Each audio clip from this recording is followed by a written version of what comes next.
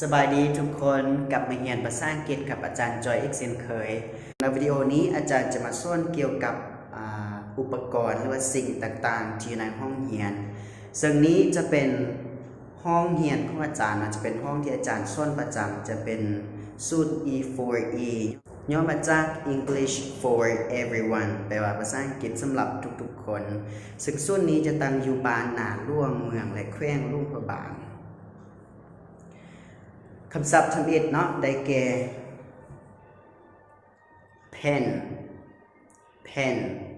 pen แปลว่าเบกหลายคนน่าจะหูเนาะคำว่า pen มี pen ก็ต้องมีคำว่า pencil pencil pencil อันนี้จะแปลว่าโซ่ด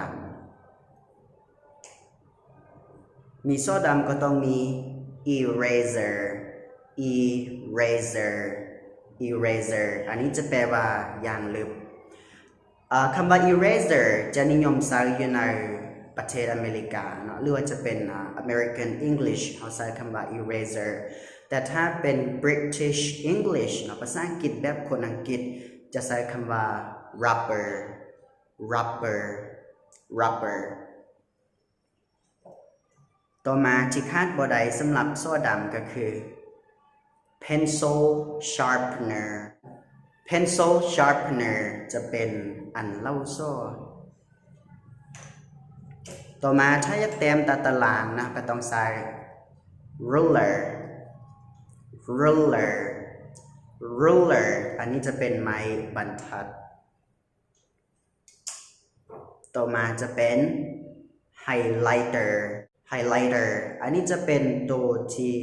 เขาใช้ไม้คำศัพท์ที่สำคัญเฮ็ดให้มันเด่นขึ้น highlighter มี pen pencil rubber หรือว่า eraser แล้วก็ ruler แล้วก็ต้องมี notebook notebook จะเป็นปืนเขียนหรือว่าปืนบันทึกมี notebook ก็ต้องมี textbook textbook textbook จะเป็นปืนแบบเรียนหรือว่าปืนตำราแล้วต่อมาเขาจะมี sticky tape sticky tape อันนี้จะเป็นสกอต sticky tape double sided tape double sided tape อันนี้จะเป็นสกอตสองหน้า double sided tape วันนี้อย่างมา5กระดานข้าวกระดานข้าวภาษาอังกฤษเขาว่า whiteboard whiteboard แต่ถ้าว่าเป็นกระดานดำก็เปลี่ยนจากคำว่า white เป็น black blackboard อันนั้นจะแปลว่ากระดานด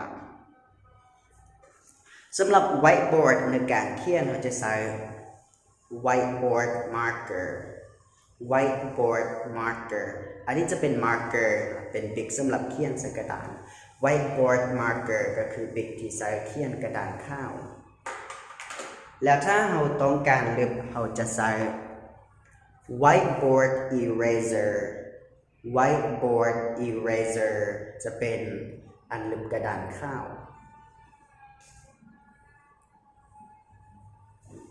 และอันนี้จะเป็นสำหรับนักเรียนเนาะปกติจะมี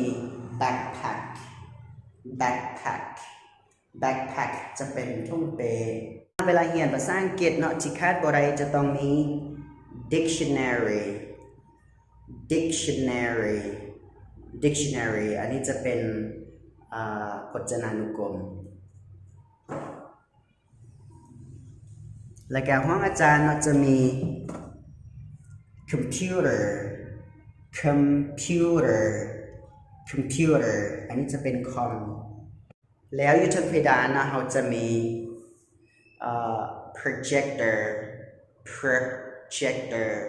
projector อันนั้นจะเป็นเครื่องฉายเพราะว่าอยู่ในสูตร E4E เราจะใส่กระดานข้าวประกอบกับเครื่องฉายในการสิบซ้อน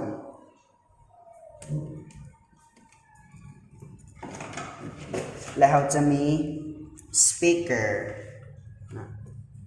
speaker speaker จะเป็นลำโพง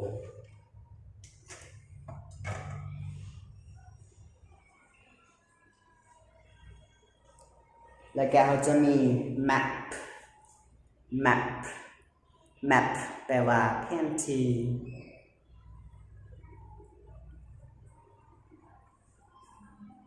แล้วสำหรับนักเรียนแน่นอนเราต้องมี chair เราต้องมี chair แปลว่าตั้งมี chair ก็ต้องมี table แปลว่าโต๊ะ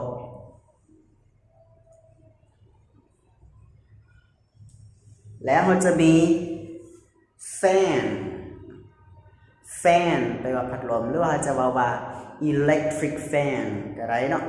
electric fan หมายถึงพัดลมที่ใช้ไฟฟ้าแต่ความจริงเขาว่าคำว่า fan ส่วนใหญ่คนปัจจุบันจะเข้าใจว่าเป็นพัดลมไฟฟ้า